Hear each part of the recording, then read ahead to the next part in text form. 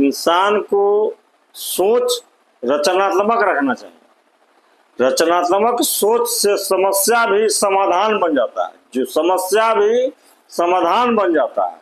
लेकिन रचनात्मक सोच वाले व्यक्ति को कोई जगह पर पहुंचने नहीं देता। मान लीजिए कि आज डैम बन रहा, बड़ा बड़ा डैम बन रहा है। डैम का क्या उद्देश्य है? दो उद्देश्य है मुख्य रूप से।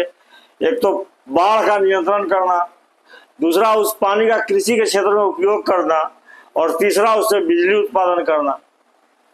मान लीजिए बिजली उत्पादन करते हैं हम, तो बिजली का तो हम पैसा लेते हैं जनता से, या बिजली को बेचते हैं, सरकार बेचती है।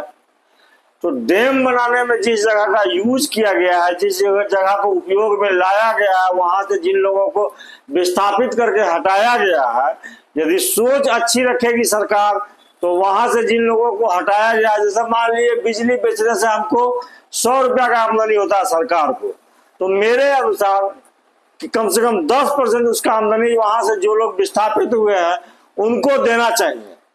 तो उनका जीवन निर्बाध रूप से चलने लगेगा उस आमदनी से, उनको अपने जीविकोपार्जन के लिए परेशान नहीं होना पड़ेगा। 10%, 15%, 20% जो उचित हो सब लोग के विचार से।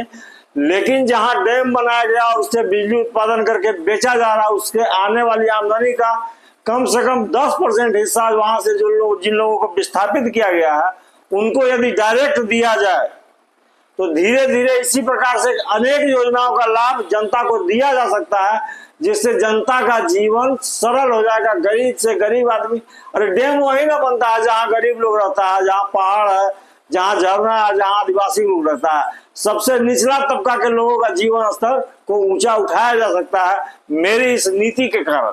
मेरी इस नीति का अनुसरण करके उठाया जा सकता है। लेकिन यहाँ सुनता कौन है?